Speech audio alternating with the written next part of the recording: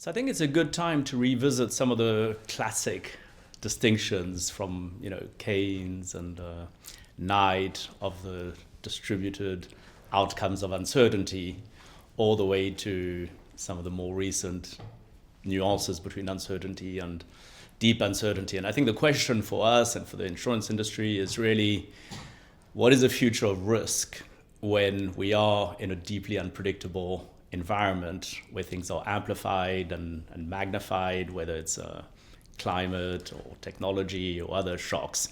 Are those exceptional, or are those just kind of more business as usual? So they're always kind of two objectives. Ideally, both of them are achieved because one alone is more limiting. One is the aha moment for people who simply might not have realized how important today these themes are, and the realization that maybe if we are in an environment of deep unpredictability, it has ramifications for risk decision making and risk modeling and a number of other things. And so that aha moment is, you don't know what you don't know. So that's quite important. And hopefully the realization for those who don't know then brings the question around how to, which is then how do you build capacity? What are the pathways to maybe change some of the ways things are done in the industry? How do you think about risk in a way that's adapted to unpredictability? Maybe unpredictability is not necessarily a problem per se, but you probably do need to rethink how you manage the relationship with deep uncertainty.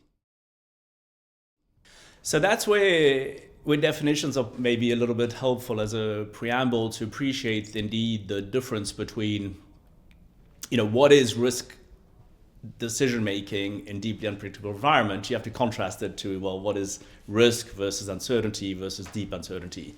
So risk, as we all know, we have a sense of the variables, of the possible outcomes. You can probabilize it. If you drive at a certain speed, what's the risk of having an unfortunate accident on the way, or what have you. Uncertainty, which is also quite well known and defined since Knight and others, Keynes, Knight and others probably around a century ago, is really you have a number of possible futures, possible outcomes. You have a sense of them.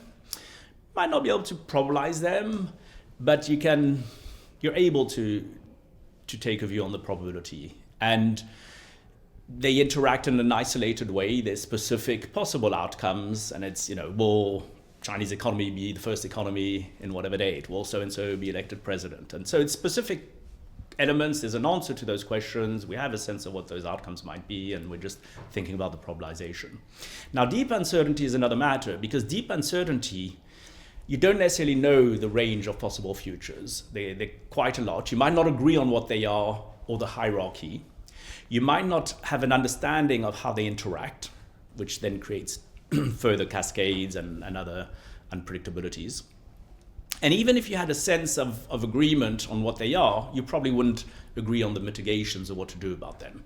So good examples are climate. We all know climate is a thing. Not everybody agrees as to precisely what the outcomes are. And even if you do agree around the challenges of climate change, you might not have a precise understanding of exactly what cities, which regions will be affected by what at exactly which dates.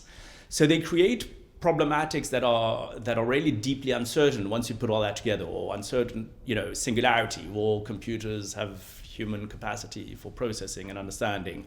Will you live and work in space? Will longevity mean you live till 100, 120? Once you start adding all these things up, there's a multitude of futures which you may not agree on.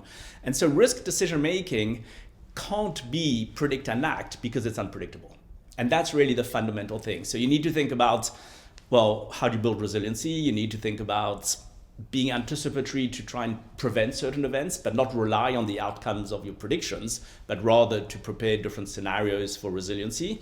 And you need some kind of agility to constantly update, what is actually happening and reconcile that with informing decisions, which might then have longer term ramifications or building resiliency.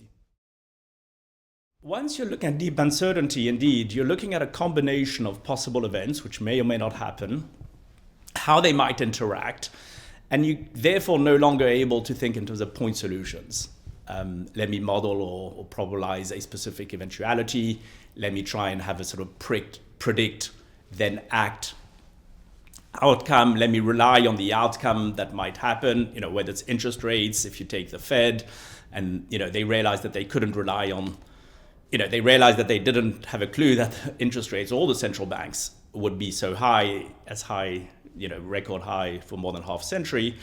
And they didn't know necessarily how to control it. And the problematic isn't that they ran the model to make some estimates. That's normal. The problem is that they relied exclusively on the outcomes of that to the exclusion of anything else. So what does anything else look like? It means three things, I think. One is you need that resilient foundation.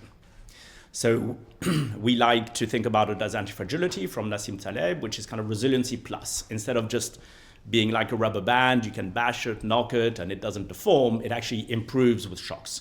So it's a foundational that's kind of really resilient plus.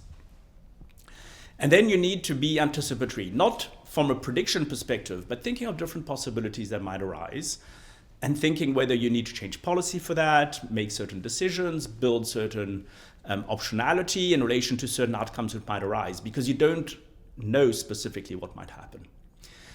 And then every day the world exists and emerges and is full of surprises. And so you need the agility to reconcile that vision and that anticipatory vision with something in the here and now, with feedback loops where you're informed with data and other elements as to what then the anticipatory view is. So for us, and that's really the focus of the paper, risk decision-making in a deeply unpredictable world is one where you have the anti-fragile foundations, you're looking longer term in an anticipatory manner, but with the agility to constantly take into account feedback loops for real events in the here and now, because in the end, only the present exists.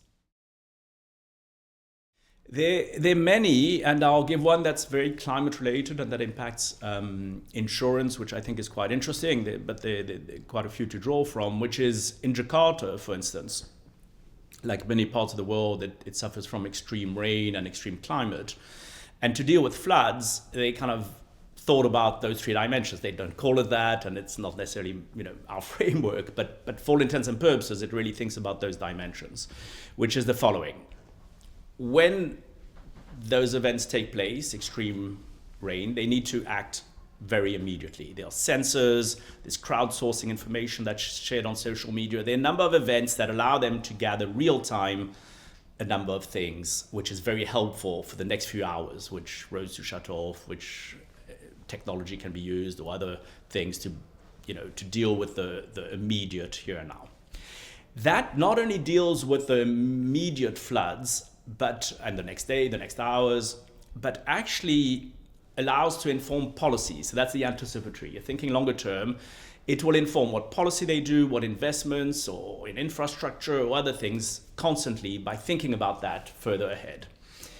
And those investments themselves will hopefully build more resiliency because it's informing in a way. So you can see the one thing that isn't there is relying on when they expect floods to happen in which part of the city, because they realize that that's tricky. We don't necessarily know when, the frequency, by how much, or exactly which spot. But it's systemic enough that it warrants thinking about resiliency in a broad sense throughout, in this case, the whole of Jakarta. It needs to think systemically around the levers for change, which are not just point solutions. So that's policy, that's infrastructure, that's investments. And it needs to have some mechanism where it's also dealing with the flood this minute, what's happening in the next 2 hours, what indications to give people for the same afternoon or the next day or later in the week, and then for future investments in that. So that's kind of the anticipatory agility and anti-fragility, which in a sense they take into account in that case.